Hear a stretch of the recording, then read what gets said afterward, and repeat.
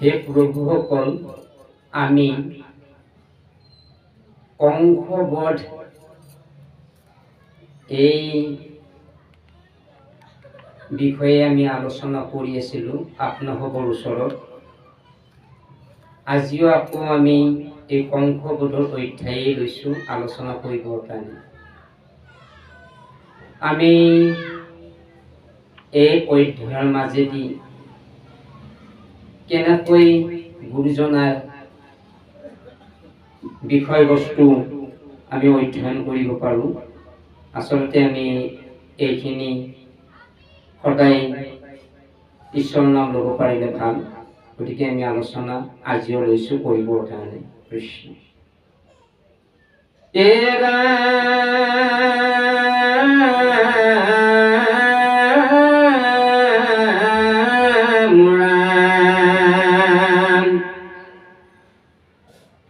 জনত পাছে দেখা দিয়া হৰি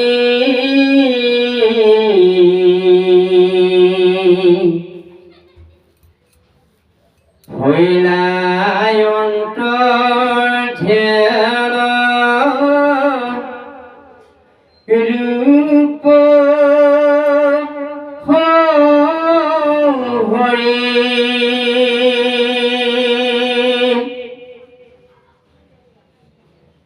বিষ্ণু গণে দেখি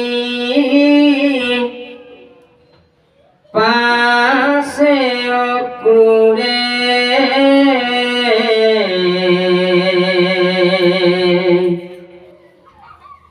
জলয় উঠিল আতি তৰে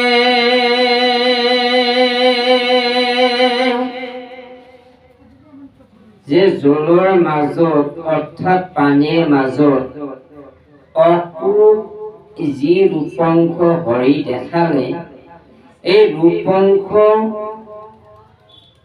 দেখি বিষ্ণুৰ এই ৰূপটো দেখি অত্যন্ত তেওঁৰ মনত আনন্দিত হ'ল। কিমান ভাগ্যৰ ফলত আজি মই হৰি ৰূপটো দেখিলোঁ, কৃষ্ণৰ ৰূপ দেখিলোঁ। কৃষ্ণৰ যিটো অন্তৰ ধ্যান যিটো ৰূপ, এই ৰূপংশ দেখি তেওঁ নিজকে বহু উচ্চ খাপত উচ্চ অংশত তেওঁ ভাবিবলৈ ধৰিলে যে মোৰ নিচিনা এনেকুৱা এজন অধম ঈশ্বৰৰ ৰূপংশ দেখাৰ পিছত মই এতিয়া কি কৰিব লাগিব, কি কৰিলে কৃষ্ণৰ স্থানত মই থাকিব পাৰিম, এই কথাখিনি তেওঁ ভাবিব ধৰিলে। কৃষ্ণ মধ্যংগ সন্ধ্যা কৰি মহাশয়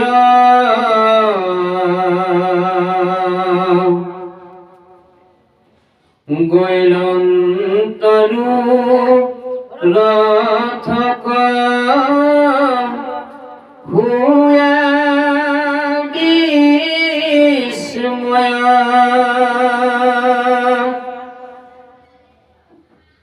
অক্ৰূত হৰি ক্ষুধন্ত সাক্ষী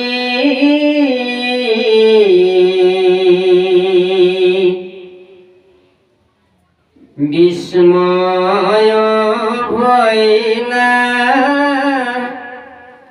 কেনে মিয়াখি। কৃষ্ণই হাঁহি হাঁহি অক্ৰূৰৰ যিটো মন্তব্য, অক্ৰূৰৰ যিটো মন, অক্ৰূৰৰ যিটো চিন্তাধাৰা, আচলতে কৃষ্ণই বুজি পাইছে যে অক্ৰূপ মই এতিয়া সোধাই ভাল পাম। হে অক্ৰূপ, তুমি কি দেখিলা?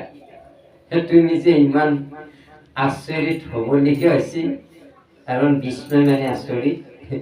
কিয় ইমান তুমি আচৰিত হৈছা? কিয় তুমি ইমান বিস্ময় হৈছা? হাঁহি হাঁহি, অৰ্থাৎ হাঁহি হাঁহি কৃষ্ণই তেওঁক প্ৰশ্ন কৰিছে, তুমি কি দেখিছা? গতিকে অক্ৰূৰে আকৌ কি ক'ব? তেওঁ ভাবিব ধৰিলে, কি ভাষাৰে কৃষ্ণক শব্দৰে তেওঁ শুনাব, কি ক'ব? এই কথাখিনি তেওঁ বিচাৰি পোৱা নাই, কেনেকৈ কৃষ্ণক এই কথাখিনি বৰ্ণনা দিব। দেখিলা কিবা কৈত অদ্ভুত,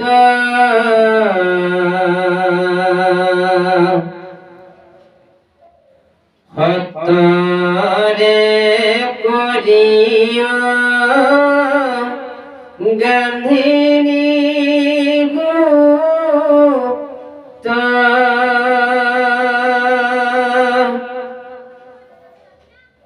অক্ৰূৰে কৃষ্ণক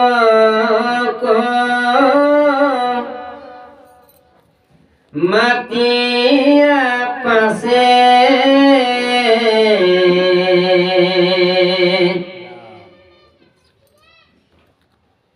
সমস্তে অদ্ভুত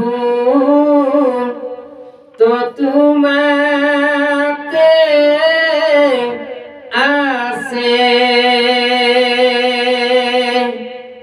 গান্ধিনী সুতে, অৰ্থাৎ অক্ৰূৰে কৃষ্ণক, হে প্ৰভু, তোমাৰ যিটো অংশ অৰ্থাৎ দেহৰ যিটো ৰূপ, এই দেখি কিনে মই আপ্লুত হৈছো, ভয় খাইছো, বিস্ময় আচৰিত হৈছো। মই কি দেখিলো আৰু মই কি ভাষাৰে আপোনাক মই জনাম। এই কথাখিনি অক্ৰূৰে কৃষ্ণক ক'বলগীয়া হৈছিল। যিজনে নজানে তত্ত্ব তোমাৰ,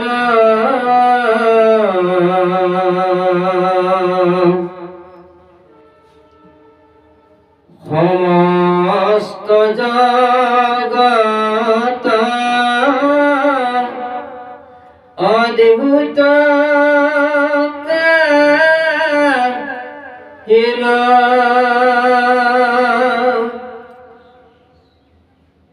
এহি বুলি বীৰে ৰথ ঢুকাল,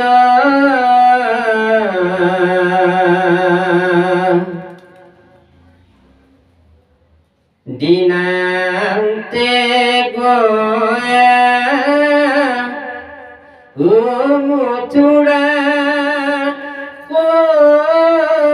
পাইল। হে প্ৰভু, অক্ৰূৰে কৈছে, হে প্ৰভু, যিজনে নেজানে তত্ত্ব তোমাৰ, সমস্ত জগত অদ্ভুত তাৰ। যিজনে তোমাৰ এই তত্ত্ব বাণী নেজানে, সেইজনে আৰু কিমান তলত আছে, কিমান তেওঁ নজনাকে আছে। এইটো এটা ডাঙৰ কথা। আকৌ এহি বুলি বীৰে ৰথ উকাইল ডকাইল, দিনান্তে গয়া মথুৰাকো পাইল। এই কথাখিনি কৈ এনেকুৱা তুৰন্তে বায়ু বেগত ৰথৰ সাৰথি অক্ৰূৰে বায়ু বেগেৰে ৰথ চলাই গ'ল আৰু গৈ গৈ মথুৰাবাসী দিনৰ পোহৰতে পালে। পথত যাহন্তে পথিকে দেখি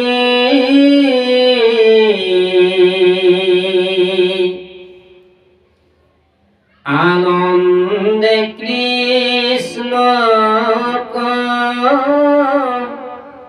সায় নিরিখি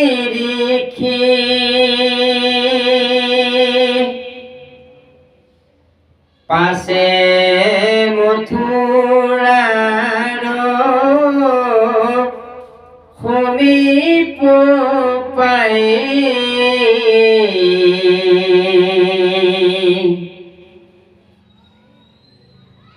নামিল রাম কৃষ্ণ দুই ভাই যে দিনৰ পোহৰতে গৈ গৈ এই মথুৰা নগৰখন পালে। এই মথুৰা নগৰত যিবিলাক পালি পখৰি সেই সকলে অৰ্থাৎ প্ৰজাসকলে তেওঁলোকে নিৰীক্ষি যে চকু জোৰাই বেৰিয়াই কৃষ্ণক বলৰামক চাবলৈ ধৰিলে। আৰু এই কৃষ্ণৰ ৰূপংশ অৰ্থাৎ কৃষ্ণৰ যি ময়ূৰপংখী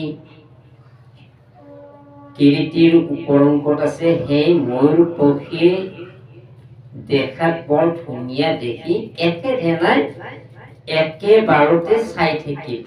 একে ৰৈ চাই থকা অৱস্থাত মাজে মাজে আকৌ বলৰামৰ ফালতো চাই থাকে, যে নাঙলখনি কান্ধত লোৱা দেখি যে কি আচৰিত, ৰাম বলৰাম কৃষ্ণ কিমান ধুনীয়া দেখিবলৈ তেওঁলোকেও চাব ধৰিলে।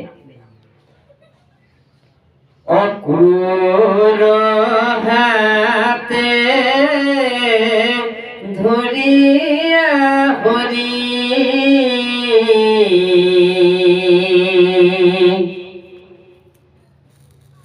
বুলিলা হেৰ বাণী হাস্য কৰি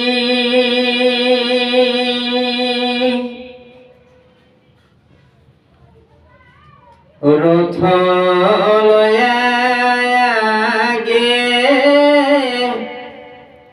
চলিও ঘৰ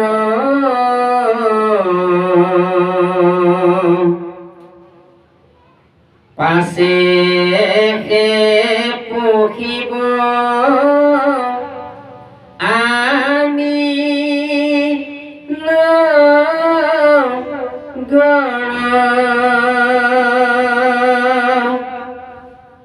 ৰথৰ পৰা নামি অহা অৱস্থাত অক্ৰূৰে মাত লগালে, হে প্ৰভু কৃষ্ণ, হে প্ৰভু ৰাম বলৰাম, এই সুযোগতে মই সুযোগকণ পাইছো, যেতুকে আপোনাৰ হবে আমাৰ গৃহস্থত পদস্পৰ্শ দিলে বৰ সুখী হলোহেঁতেন। আপোনাৰ হবে আমাৰ গৃহত আহক। কৃষ্ণ আৰু বলৰামক অক্ৰূৰ মাতিলে।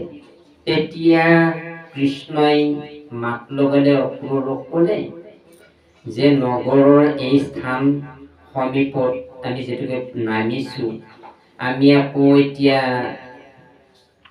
তোমাৰ ঘৰলৈকে নেযাম, অৰ্থাৎ গৃহবাসত নেযাম, কিন্তু ইয়াৰ পিছত আমি এই যিখিনি কাম কৰিব আহিছো, এই কামখিনি কৰি তোমাৰ ঘৰত আমি অকণমান সময় ৰেষ্ট লওঁ। তেনেকে অক্ৰূৰক মাত লগালে। হঠাতে জিৰা আমি গোপজাক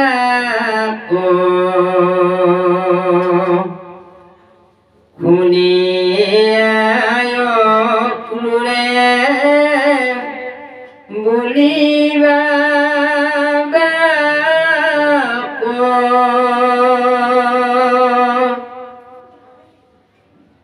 গোপশিশুসকলে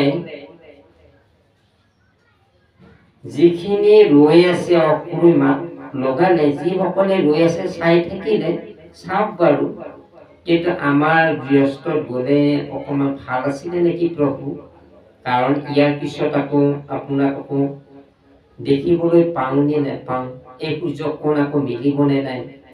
কিন্তু একে অহতে যদি আমাৰ গৃহত যদি অকণমান নিমিত্তভাৱে আশীৰ্বাদ দিলেহেঁতেন, কৃপা কৰি যদি আমাক অকণমান দয়া কৰিলেহেঁতেন, আমি অত্যন্ত সুখী হ'লো। কিন্তু এই কথাখিনি অক্ৰূৰ যিটো বাক্য, এই বাক্যটো ৰাখিব নোৱাৰা। এই শব্দখিনি অকণমান অক্ৰূৰ কষ্ট পাইছে, কিন্তু কষ্ট পালে উপায় নাই।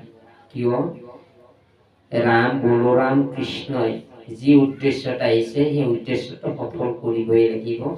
তাৰে পিছত বাকী কথাবিলাক আলোচনা কৰিব। এনেকুৱা আছিলে কৃষ্ণ। হে প্ৰভুসকল, আমি এই পিছৰ অংশ আকৌ অহা বেলি আলোচনা কৰিম। কৃষ্ণ। জয় জগতগুৰু শ্ৰীমন্ত শংকৰ। মই দুৰাচাৰ